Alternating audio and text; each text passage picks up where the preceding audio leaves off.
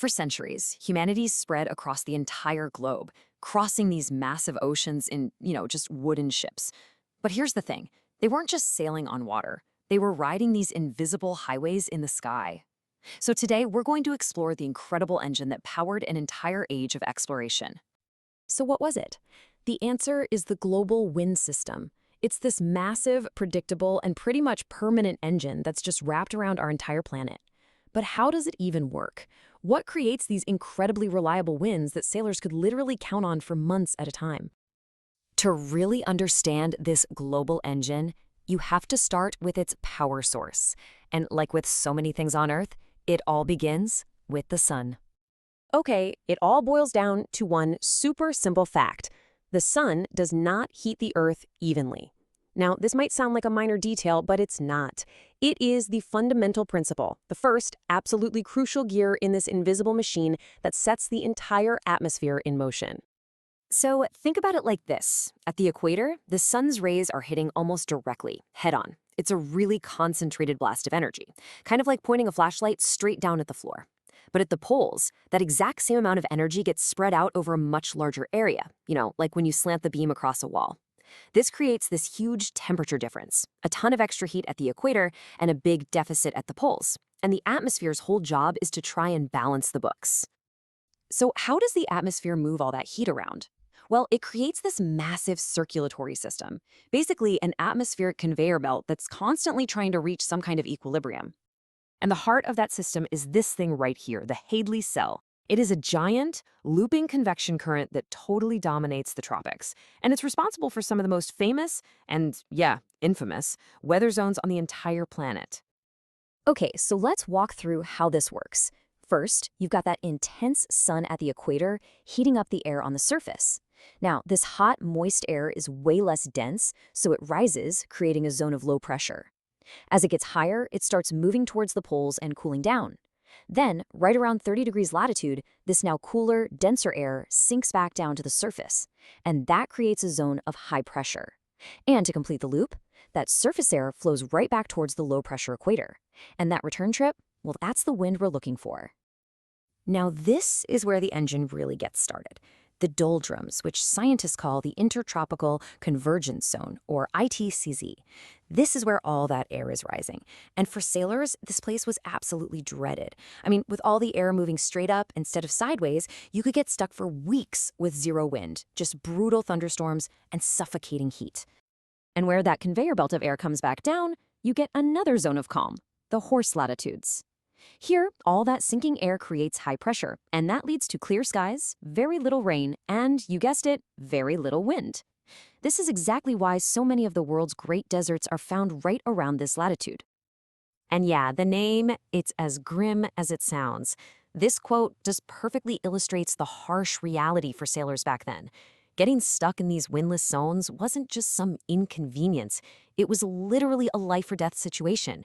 When your voyage was suddenly weeks longer than planned, precious cargo, including the horses needed for work in the New World, had to be sacrificed just to conserve the last bits of water and food.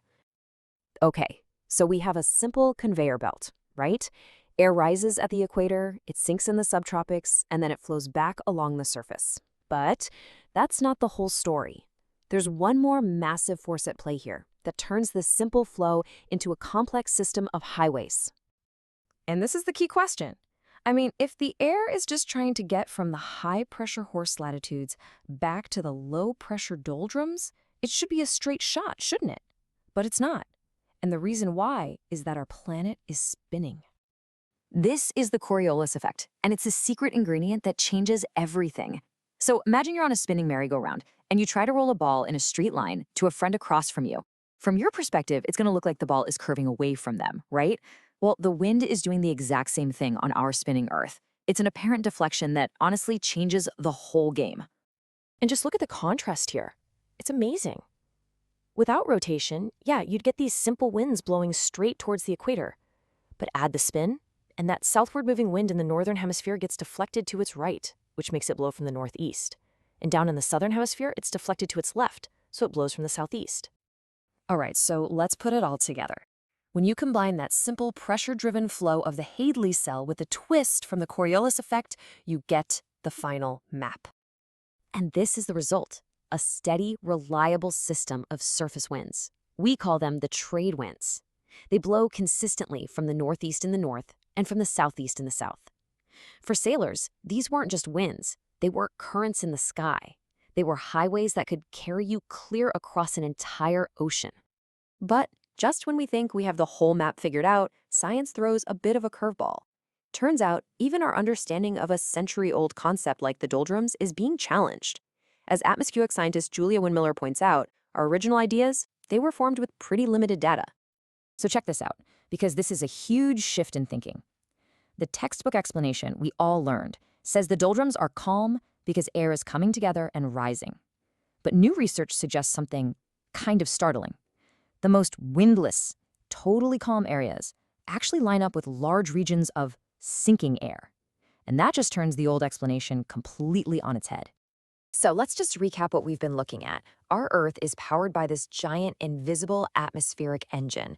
It's a system that dictates weather for millions and has literally shaped the course of human history.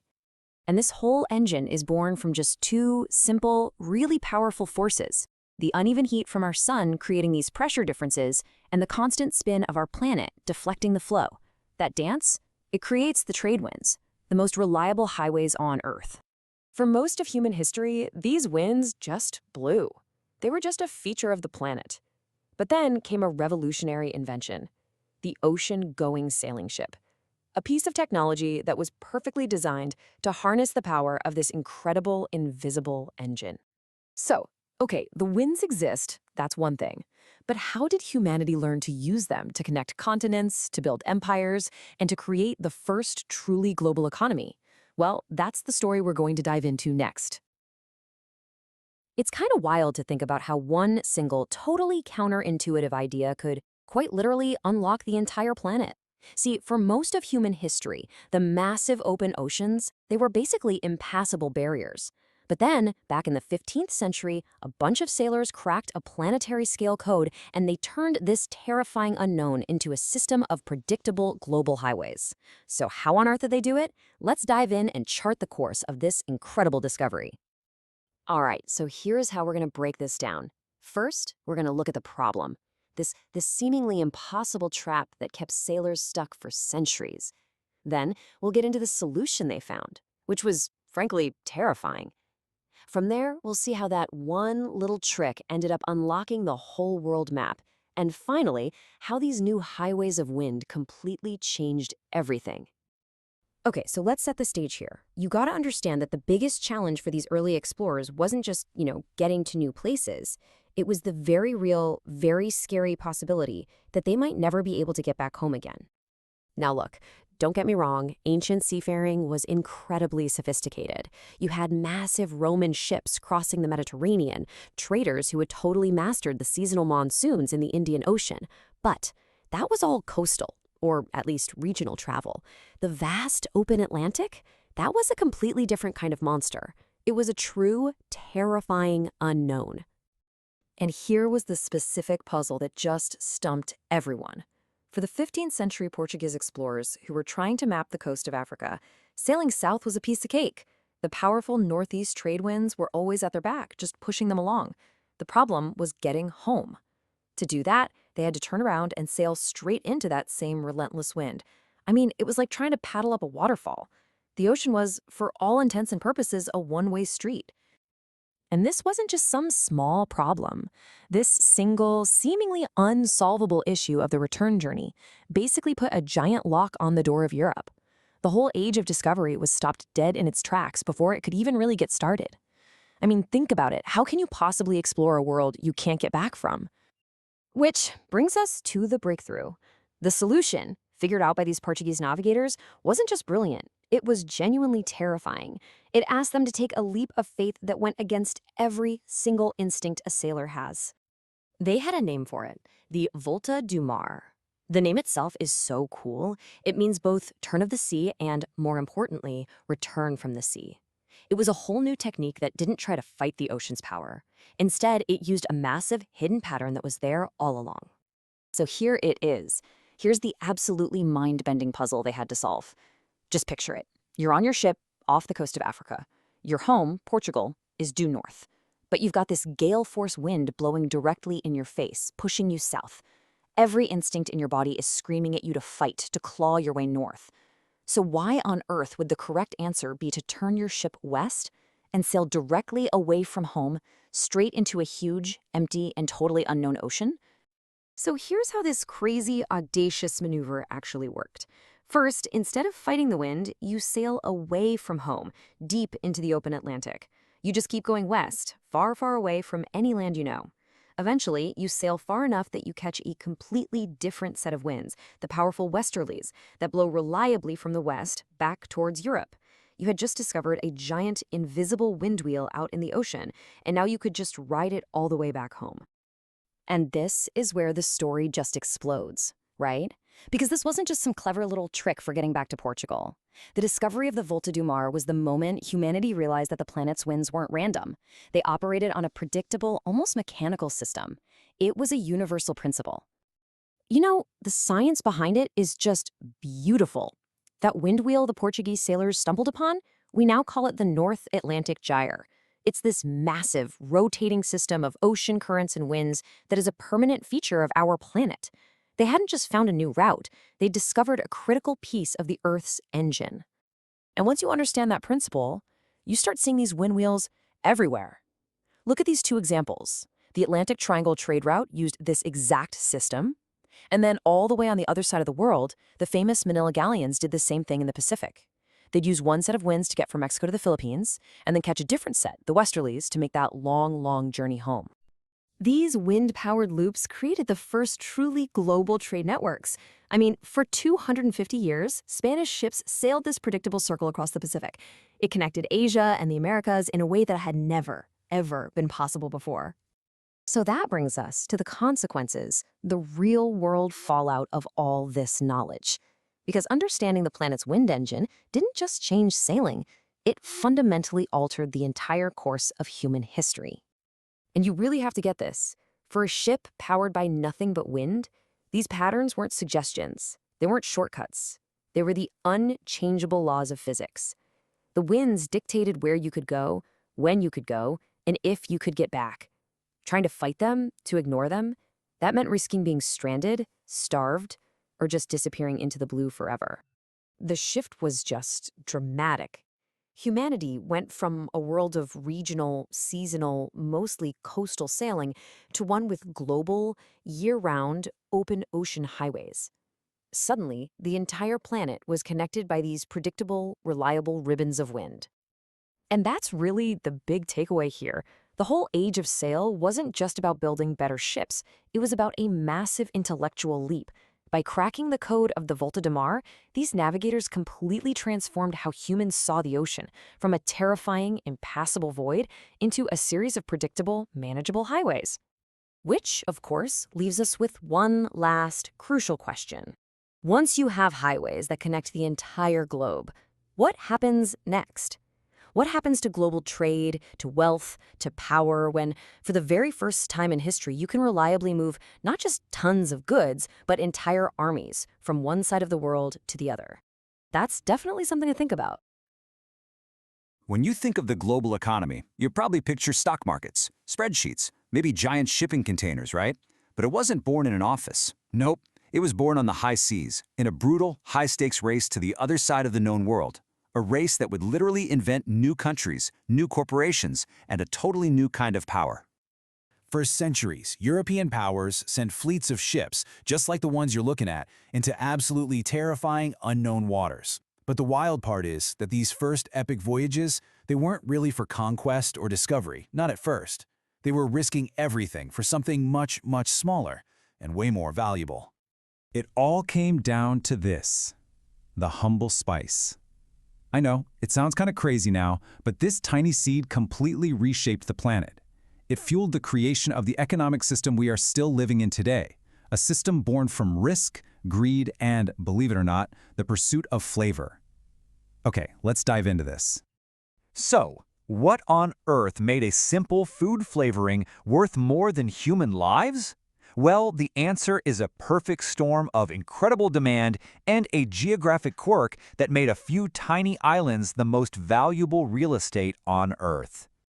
You see, the most precious spices, we're talking cloves, mace, and especially nutmeg, grew on just a handful of tiny volcanic islands in what is now Indonesia. And that's it. They grew nowhere else on the planet. This wasn't a monopoly a company created, it was a geographical monopoly created by nature itself. And you better believe European powers were desperate to break the old trade routes and get straight to the source. And just look at this markup. It's astronomical. A shipment of spice that cost maybe 1 or 2 grams of silver at the source would sell for 20, even 30 times that by the time it reached someone in Europe. Controlling this supply chain wasn't just profitable, it was the key to unimaginable national wealth. It's a totally fair question, right? I mean, we're talking about wooden ships sailing into completely uncharted oceans, facing monstrous storms, starvation, and horrible diseases like scurvy. The odds of coming back alive were terrifyingly low. What could possibly justify that kind of risk? This says it all. When Ferdinand Magellan's expedition set out to sail around the world, there were 270 men on 5 ships. When the one and only surviving ship finally limped back to Spain 3 years later, just 18 of those men were still alive. It was a complete human catastrophe. And here is the absolute kicker. Even with those catastrophic, unimaginable losses, that one single returning ship was so full of valuable cloves and nutmeg that the entire expedition was still considered a massive financial success. This is what fueled the race. The potential reward was so huge, it just completely overshadowed the horrific risk. So this high-stakes trade starts to create an entirely new economic philosophy, a really ruthless, competitive worldview that pitted nation against nation in what they saw as a zero-sum game for global dominance. This idea was called mercantilism. And the core belief was super simple. The world's wealth, gold and silver, was like a giant pie. And there was only so much to go around. So for your country to get a bigger slice, you had to take it from somebody else. Trade wasn't about everybody winning, it was a form of economic warfare. And this slide just lays out the simple, ruthless logic of the whole system. Anything that brought gold into your country, exports, was good. Anything that sent your gold out to another country, imports, was bad. The goal was simple: hoard as much gold as you possibly could by controlling your own trade. But how do you actually pull off this global strategy? How does a whole nation fund these incredibly expensive, multi-year voyages with absolutely no guarantee of return? Well, it required a new kind of organization, something way bigger and more powerful than any king or single merchant could build alone. I mean, really think about it. Could you personally afford to fund not just one ship, but a whole fleet, and pay the crews for years, equip them for war, and then just accept that you might lose everything? Of course not. The risk was way too big for any one person, or even a government, to take on by themselves. So, they came up with a revolutionary financial invention, the joint stock company. Instead of one person funding a voyage, hundreds, even thousands of investors could buy shares. This spread the risk out. So if a ship sank, no single person was totally ruined. But if it came back full of spices, everybody got rich. This was the birth of the modern corporation as we know it.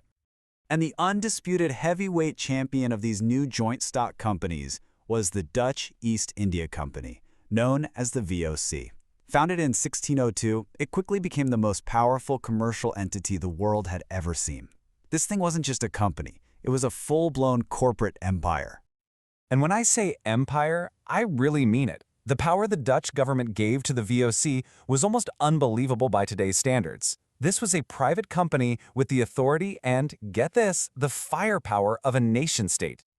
To protect its spice monopoly, the VOC could literally do all of this. It could wage its own wars. It could sign its own treaties with foreign rulers. It could build forts, maintain huge private armies, and even govern entire colonies. It was a state within a state, running its own show on the other side of the world with one single goal: total domination of the spice trade. And the ultimate prize in this whole global conflict was a tiny, insignificant-looking island called Run. It's just 3 kilometers long, but at the time, it was the world's only source of the ultra-valuable nutmeg. For decades, the two great rivals, the Dutch and the British, fought a bloody war over this tiny little patch of land. To really get your head around how valuable run was, just look at this comparison. On the left, run, the absolute key to a global monopoly. On the right, a remote, kind of swampy trading post in North America that the Dutch also happened to control. An island called Manhattan. In the 17th century, it wasn't even a question which one was more valuable. So after decades of fighting, the two powers finally came to an agreement. In 1667, the Dutch made an offer. If the British would just give them the island of Run for good, they would, in turn, give Britain that distant, much less valuable island in North America. And the British, exhausted by the war, agreed to the trade. And that is the incredible, true story of how the Dutch colony of New Amsterdam became the English colony of New York. The world's future financial capital was traded for a tiny island that produced nutmeg. It has to be one of the most lopsided deals in all of history, and it was all driven by the global obsession with spice. So you see, by mastering the oceans and the winds, European nations didn't just find new trade routes, they invented a whole new economic engine for the world. One powered by corporate entities that acted like nations, fueled by ruthless competition and lubricated by the immense profits from spices. But think about this. This whole system we've just talked about, it was all built on one very specific, very European way of seeing the ocean. But it wasn't the only way. For thousands of years before any of this, other cultures had mastered the seas using a completely different kind of knowledge. What if you could navigate the largest ocean on Earth with pinpoint accuracy, but with no maps, no compass, no instruments of any kind? What if you could actually feel the shape of distant islands just from the waves beneath your